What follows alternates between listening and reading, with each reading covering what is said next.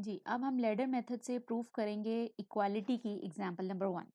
हमारे पास example number 1 ये है 1 + 2 + 3 अप टू n इंटीजर्स, यानी इनका सम जो है इक्वल होता है n + n + 1 डिवाइडेड बाय 2 के।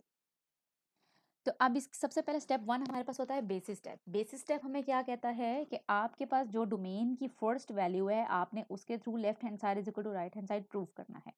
अब अगर हम n इज इक्वल टू 1 लेते हैं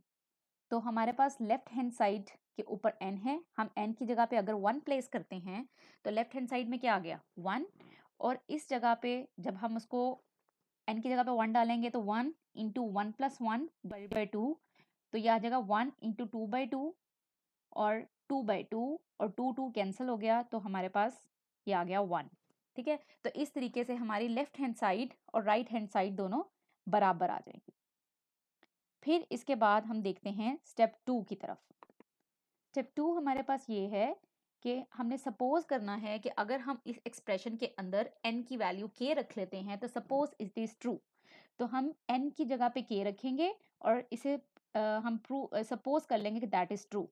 फिर हम ये कहते हैं अगर तो ये ट्रू है तो k + 1 भी ट्रू होना चाहिए, अगर k के लिए एक्सप्रेशन ट्रू है तो इसका मतलब k + 1 के लिए भी ट्रू होना चाहिए। तो लेट्स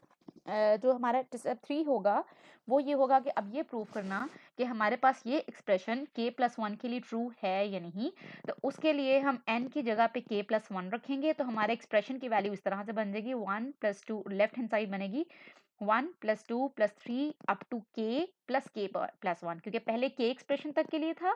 k वैल्यू तक के लिए एक्सप्रेशन था। अब हम एक एडिशनल टर्म शामिल कर रहे हैं k + 1,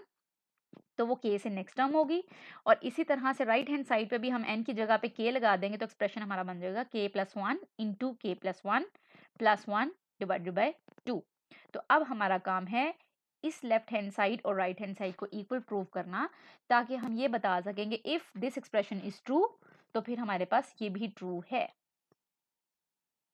तो ऊपर हम स्टेप 2 के अंदर ऑलरेडी देख चुके हैं कि जब हम k को प्लेस करते हैं तो हमारे पास आंसर ये आता है, यानी 1 2 3 4 अप टू k टर्म तक फॉर्मूला क्या बनता है k into k + 1 divided by 2। तो अब जो हमारे पास k + 1 की वैल्यू पुट करने के बाद जो लेफ्ट हैंड साइड बनी थी हम इसको लेंगे, क्योंकि हमारा काम क्या होता है कि हम या तो लेफ्ट हैंड साइड को ले सकते हैं या राइट हैंड साइड को ले सकते हैं, ताकि हम किसी भी एक जो हमारे लिए आसान होती है सॉल्व करना हम उसको लेते हैं, ताकि अगर दोनों साइड्स बराबर आ जाती हैं तो इसका मतलब हमने ट्रू प्रूव कर दिया है। तो अब ये वाली साइड थोड़ी कॉम्प्लिकेटेड लग रही है और ये हमें थोड़ी सिंपलर लग रही है k + 1, तो हम इस साइड को लेते हैं सॉल्व करने के लिए, और ये जो k + 1 है इसको यहाँ पे रखा और इस उसके k की जगह पे ये वाली वैल्यू डाल देनी है। तो k की जगह पे ये डाल दी k into k + 1 divide by 2 plus k + 1, ये लेफ्ट हैंड साइड सॉल्व हो रही है। अब इसके अंदर हम इसका एलसीएम ले लेंगे k into k + 1 plus 2 into k + 1 divide by 2, और इसके अंदर इन दोनों टर्म्स के अंदर देखें तो k + 1 कॉमन है, k + 1 कॉमन ले लिया तो पीछे यहाँ पे क्या बच गया k और यहाँ पे क्या बच गया 2, तो ये बन गया k + 2 डिवाइडेड बाई 2।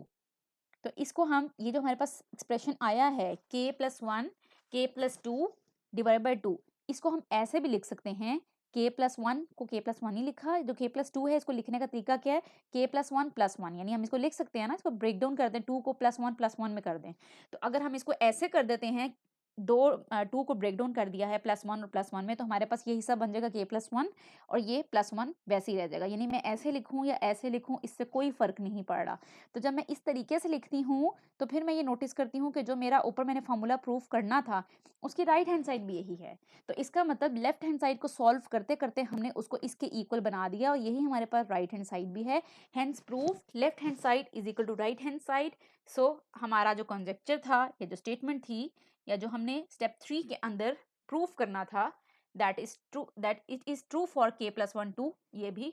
k + 1 ये भी सही प्रूव हो गया।